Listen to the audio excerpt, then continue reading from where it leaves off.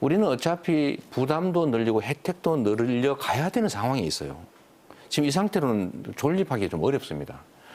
그러면 결국 OECD 평균에 맞추기 위해서라도, 그 정도 수준에 맞추기 위해서라도 우리가 복지 지출을 지금보다는 80% 이상을 더 늘려야 되는데, 늘리려면은 재원을 확보해야 되잖아요. 있는 재원을 나누려면 뭔가를 없애야 되기 때문에 갈등이 격화되겠죠. 그럼 세금을 더 내서 복지를 선별해서 누군가를 지원하자고 하면 저항할 테니까, 저는 부담을 늘리되 늘어나는 부담만큼을 국민들이 그대로 혜택을 받게 하고, 오히려 그 과정을 통해서 전체 파이를 키우는 방향으로 가면 좋겠다는 겁니다. 자꾸 이제 분배냐 성장이냐 얘기를 하지만, 지금은 이렇게 얘기하면 안 되는 상황이고요. 분배가 성장에 결정적으로 기여할 수 있도록 설계할 수 있는 상태가 된 겁니다. 1차 재난지원금이 실제 그랬던 거죠. 네. 그러면 저는 기본소득 형태로 탄소세가 지금 심각한데요. 우리가 산업을 재편해야 되지 않습니까? 지금 대한민국처럼 뭐 고에너지 사용, 그러니까 뭐 화석 연료 유행해가지고 싸게 생산해가지고 싼 에너지로 이제 지금 수출해 왔는데, 이제 북유럽이나 유럽 쪽에서 탄소 국경세 만들어가지고 그 재생에너지 안 쓰고 화석 에너지 쓴 싼 에너지 써가지고 만든 제품 수입 안 하겠다, 못 하게 하겠다, 관세를 많이 부과하겠다, 지금 그러고 있지 않습니까?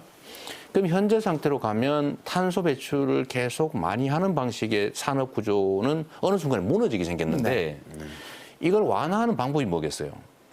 완화하려면 그러면 탄소 이만큼만 쓰라고 무슨 공산주의처럼 나눠줄 수는 없지 않습니까? 할당할 수는 없잖아요. 그럼 결국 부담금을 늘리는 겁니다. 예를 들면 재생에너지가 아니고 화석연료를 쓴 에너지에 부가금을 부과하고, 그럼 물가가 올라가겠죠. 근데 부가금 부과하면 화나겠죠. 그래서 저는 기본소득 목적 탄소세 같은 걸 부과하자. 이거 스위스가 하고 있는 겁니다. 화석연료 같은 데다가 일정에게 탄소세를 부과하는 거예요. 근데 그냥 부과하면 국민들의 부담만 늘어나니까 그걸 다 거둔 거를 전액 국민들에게 똑같이 나눠주는 겁니다. 지금 스위스가 하고 있는데, 전 세계에서 화석연료 사용량 감소 추이가 가장 가파른 나라가 스위스입니다. 네.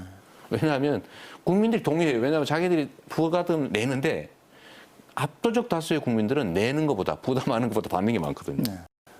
그러니까 증세를 국민들이 저항하는데도 증시해야 된다는 건 그건 정치적 자살행위에 가깝기 때문에 해서도 안 되고 불가능하다 보지만, 국민들이 내가 내는 세금보다 우리 집이 받는 혜택이 더 크다라고 실증적으로 증명을 해주면 반대할 리가 없잖아요. 네.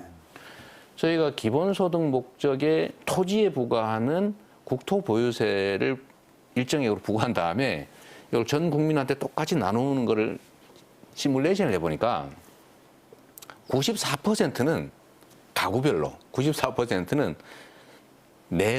아예 안 내거나 내더라도 받는 돈이 훨씬 많은 거예요. 왜냐면 혹시 땅 많으세요? 거의 대부분 없거든요.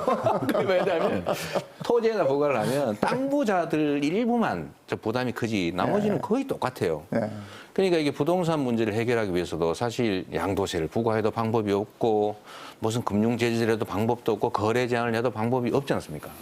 방법은 사실 부동산을 불필요한 데 가지고 있으면 이익이 안 나게 해야 되고, 이익이 안 나게 하는 방법은 보유세를 늘리는 거예요. 근데 보유세를 그냥 늘리면 저항이 있지 않습니까?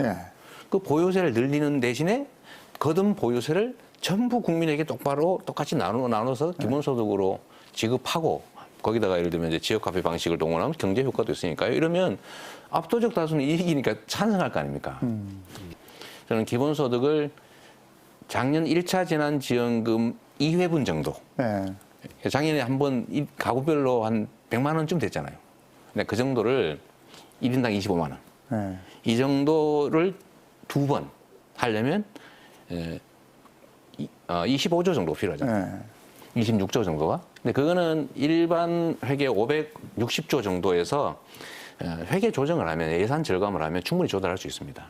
그래서 그렇게 한번 지급해보고, 국민들이 작년 재난지원금 1차 지급했을 때처럼 1년에 2번 하니까 한 두어 달씩 경제가 사네, 이게 훨씬 낫네, 다른 지출보다 라고 확신을 하시면, 이제 그 다음 단계로는요, 이제 절반쯤 증세의 성격을 갖는 건데, 저희가 1년에 국가 단위로 세금을 감면해 주는 게 내야 되는데 뭐 이런저런 이유로 감면해 주는 게 한 60조 원쯤 됩니다. 네.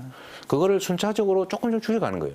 그 절반까지만 줄이면 그러면 또 25만 원씩 2번 정도 지급할 수 있지 않습니까? 네, 그렇게 한 번씩 하고 나머지 그다음 그래 100만 원 정도 지급할 수 있어요. 그럼 4인 가구로 하면 연간 400만 원인데 적은 네. 돈이 아닙니다. 그럼요.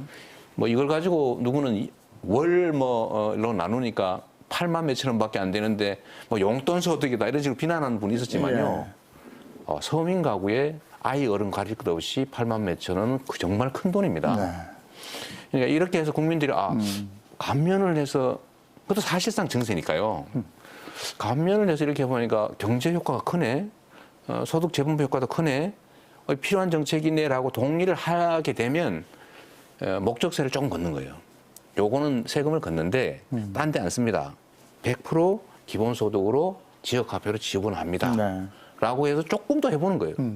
그럼 국민들이 받아들일 거 아닙니까?